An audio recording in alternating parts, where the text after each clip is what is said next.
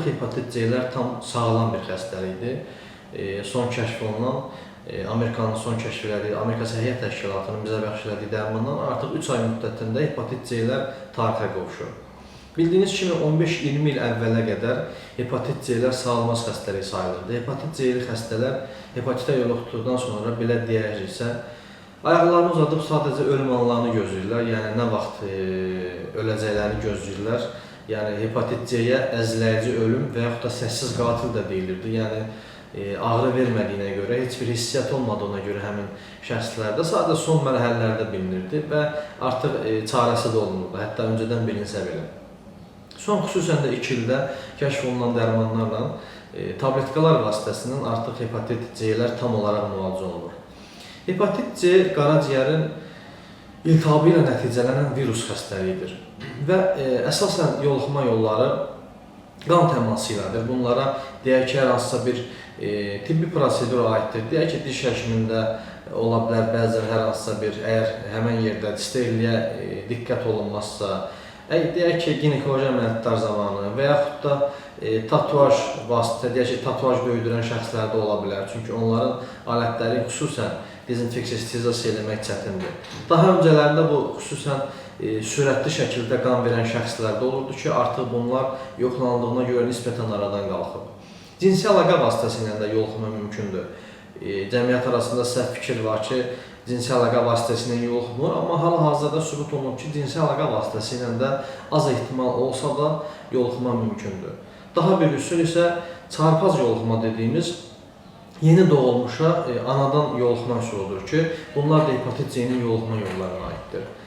Ən xoşa gəlməyən cəhəti hepatit C yoluxduğu ilk anlarda ciddi bir əlamət vermir. Deyək ki, ümumi əlamətlər verə bilir, sağ tərəfdə cüzi ağrılar, rəngdə azacıq saralma ola bilər, əgər xəstənin bəxti gətirərsə, çünki bu xəbərdar edici bir əlamətdir. Sidiyin rəngində qızarma olur, qripə bənzər ölmə əlamətlər olur və sonradan bunlar keçdiyinə görə həmən virus xronik formaya keçir. Xronik formaya keçdikdən sonra isə qaraciyər sinirlə zəif təchiz olunduğuna görə qaraciyər ağrı vermir. Qaraciyər ağrı vermədiyinə görə də həmin şəxslərin hepatitdən heç bir xəbəri olmur.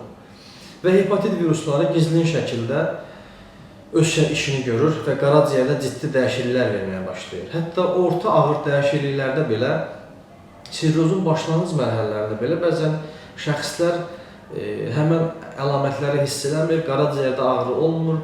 Qaraciyərdə sadəcə son mərhələlərdə glisson kapsulu dediyimiz qaraciyərin üzərini örtən bir məfhumi kapsul var. O dartılandan sonra ağrı olur ki, bunda da artıq bəzən gec ola bilir. O yüzdən də hər bir şəxsə mütləq olaraq ildə bir dəfə profilaktik müayinə olunmağı məsləhət görürük. Çünki profilaktik müayinə olunarlarsa, bura qaraciyər virusları və eyni zamanda qaraciyərin ultrason müayinəsinə aiddir ki, onlar həyatlarını ikinci dəfə qazana bilərlər. Yəni, öncədən belə deyək, problemlərdən xəbərdar olmaqla. Əgər deyək ki, şəxslər hepatit C virusundan təsadüf nəticəsində işə düzələrkən, əməliyyat öncəsi və yaxud da profilaktik olaraq yoxlanarkən xəbərdar olurlarsa, yəni onlar çox şanslı sayılırlar. Çünki vaxtında aşkar olan hepatit C tam müalicə olunur və həmin şəxslər də artıq hepatit C-dən, sirrozdan, qaraciyərin ciddi dəyişikliyindən əziyyət çəkmir. Hepatit C müalicə olunmazsa %30% hallarda, yəni 100 xəstədən 30-unda qaraciyər sirrozu və hətta ağır hallarda qaraciyərin bədxassəli işləri belə, hepatosellular karsinoma deyirik, bunlara belə çevrilmə ehtimalı olur. Hal-hazırda dünya əhalisinin təqribən 200 milyondan bir qədər artığının hepatit C ilə xəstə olduğu düşünülür. Yəni ehtimal olaraq hətta bundan da bir qədər artıq olduğu düşünülür.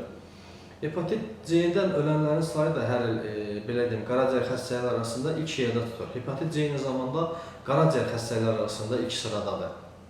Hepatit C deyək ki, xronik formaya keçdikdən sonra müalicə olunmazsa nə olur? Bu zaman həmin şəxslərdə qaraciyər sirrozu yaranır. Belə deyək, insanlar arasında qaraciyərin bərkiməsi kimi bilinir bu. Qaraciyər hepatositlərində, hüceyrələrində nekrotik dəyişikliklər baş verir və qaraciyər onu bərpa eləmək üçün başqa toxuma növü ilə əvəz edir və bu zaman da qaraciyərin funksiyası sıradan çıxır.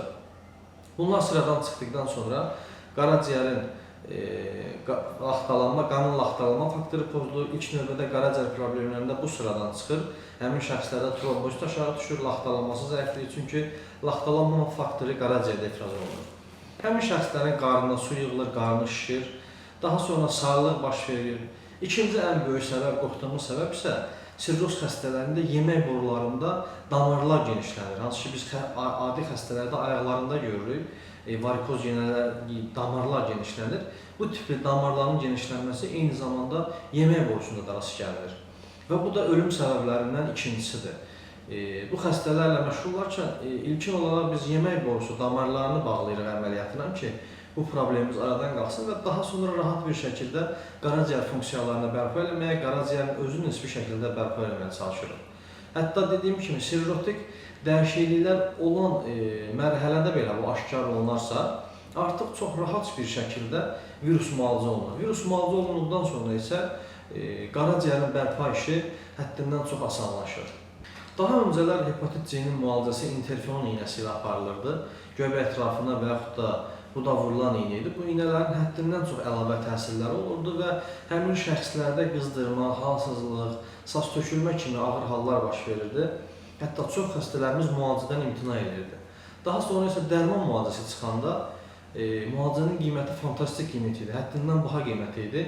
O yüzden həmin şəxslər artıq belə deyək, biraz ümidsizliyə qatılmışdı. Son bir ildə həmən qiymətlərdə fantastik endirim var, fantastik düşüş var və bu hal-hazırda orta bir əmək haqqı ilə dolanan Azərbaycan ailəsi belə hepatit C-nin müalicəsini 3 ayda tam edə bilir. Hətta interferon iynəsi müalicəsindən belə dəfələrlə ucuz bir müalicə ilə artıq çox sevindirici aldı ki, vətəndaşlarımız hepatit C-dən xilas ola bilirlər.